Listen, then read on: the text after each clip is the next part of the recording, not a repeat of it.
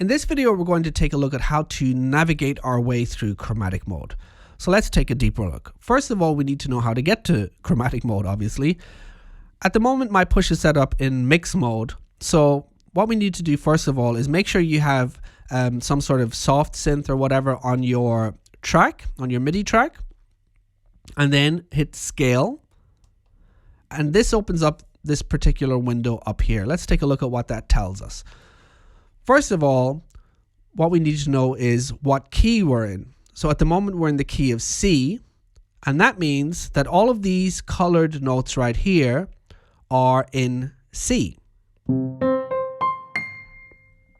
And we can now select what scale we want in C. At the moment I have it set up in C major. Remember, we're in key mode right now. So to play C major, all I need to do is this. Let's go up here.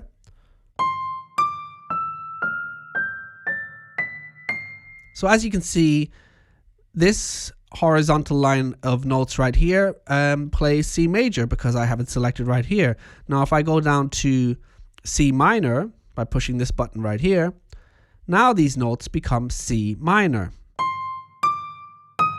That note has changed.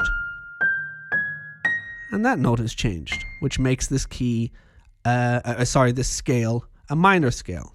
So let's switch it back up to major. So what we can do now is we can, select all different types of root notes by pushing these buttons up here. So C, G, D, and so on. And these bottom notes right here, F, B flat, E flat, and so on. And that way we can select our key. And then by navigating with these buttons right here, we can then change the scale of that particular key.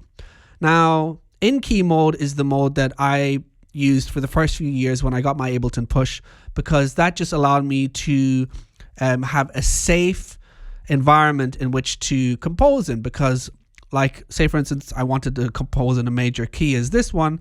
Now, I can just play notes within that key without worrying about going outside of the key and playing so-called wrong notes, I guess you could say. Now, as I've mentioned before, this limitation was very positive for me at first because it let me really open up my compositions. But after a certain while, this limitation became a negative limitation because I couldn't go outside of that scale, unless I changed over to chromatic mode. So I decided I wanted to learn chromatic mode to open up even more possibilities. So let's see how to get to chromatic mode. All we need to do is push this key right here. You see it says in key and chromatic.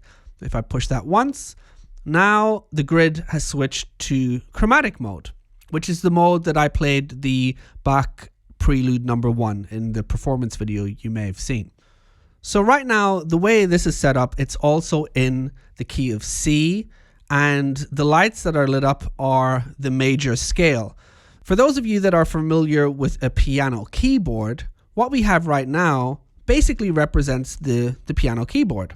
So let's take a deeper look. As you can see, like I said, we have the colored notes are still C, as in key mode, but now you can see we have white keys, but also keys that are not lit up, which represent the black keys on a typical piano keyboard. So if I'm just to play the white keys right now, I'll still have C major, as long as this is set to major. So let's just do that right now.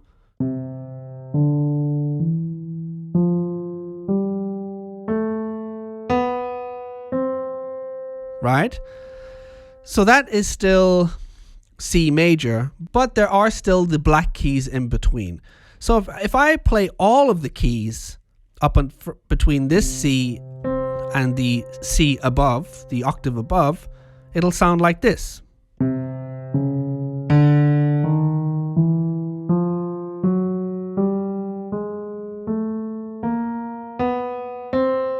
So that is the 12-tone scale, which is the scale that pretty much all Western music is based on.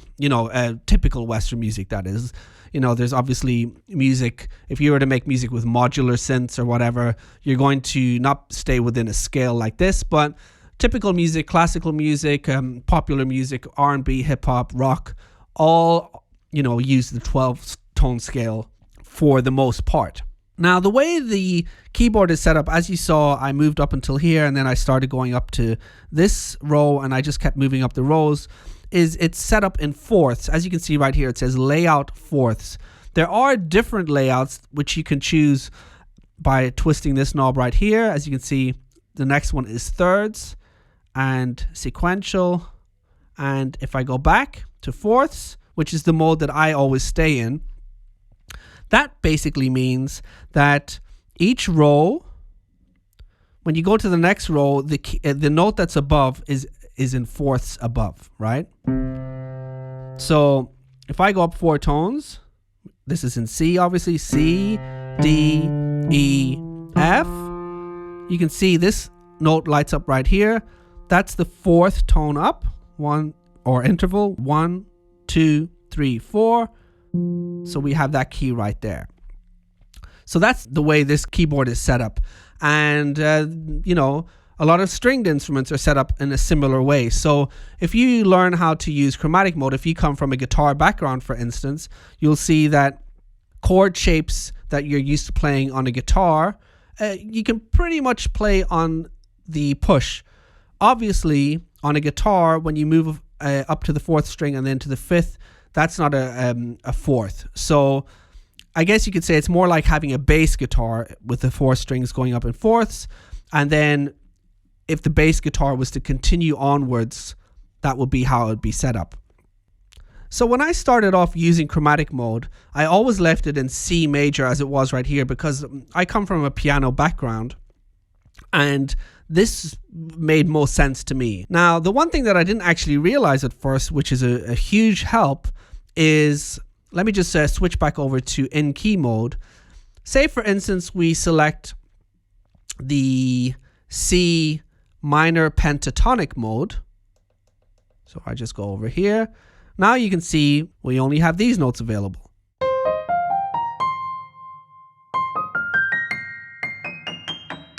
Right? That's a minor pentatonic scale, which only has 5 notes. 1, 2, 3, 4, 5. And then it starts over again. 1, 2, 3, 4, 5. Now if I switch back to chromatic mode, you can see the lights are different now. The lights now still represent whatever scale it is that we have selected up here in the display. So if I only play the notes that are lit up, I still have the minor pentatonic scale.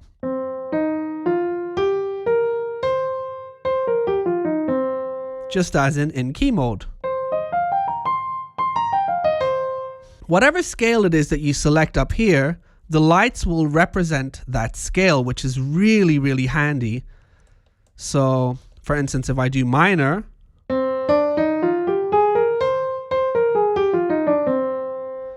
I can see the scale laid out for me on the 8x8 matrix, which I think is a wonderful way to learn how to play the scales on the 8x8 pad. But the one thing that you have to keep in mind, regardless of the way the pads are lit up, we only ever move up in half tones. So if I select major, if I select Dorian, the only thing that changes is the way the pads are lit up. Whereas in key mode, if I play the bottom row, that's major, and now I select minor, and now I select Dorian. The actual notes on the pad change. So in key mode, the notes on the pads change, whereas chromatic mode, the notes are always the same. The only way they would change is if you change the root note. So if I move this to G, and now to D, then the keys change, but the scales never change the actual notes on the pad. So that's another thing to really keep in mind. Now there is an exception to this which I need to point out. The way it's set up right now, C major, this is C right now, and this is G. So when I push G, basically this G moves to here. The great thing about that is that your layout always stays exactly the same. But let me go back to C. If I push this button right here, which says fixed off, when I push it, it says fixed on. So now this is C as before. But now when I push G, watch what happens to the light where my finger is. See, now it is shifted, and now where G was before, that's where the grid now starts. So every time I push one of the root notes, you see the lights change, and they basically change to wherever the note is that I've pushed. So let me go back to C. I personally find that very confusing, because what I want is I want the layout to always be the same, because that means whatever it is I'm used to playing, I can always play. Whereas now, say for instance, I push B, now all of a sudden everything has moved. So when I'm in like this and I turn off fixed mode, see it now, it says fixed off, regardless of the keys that I hit as the root notes, the pads always stay the same. The notes change to fit this layout. I guess it's a matter of preference. I personally like this to be off, because that just means that I need to learn this one layout. And then if someone says, okay, let's play in the key of D, I just hit D, and now I can do that.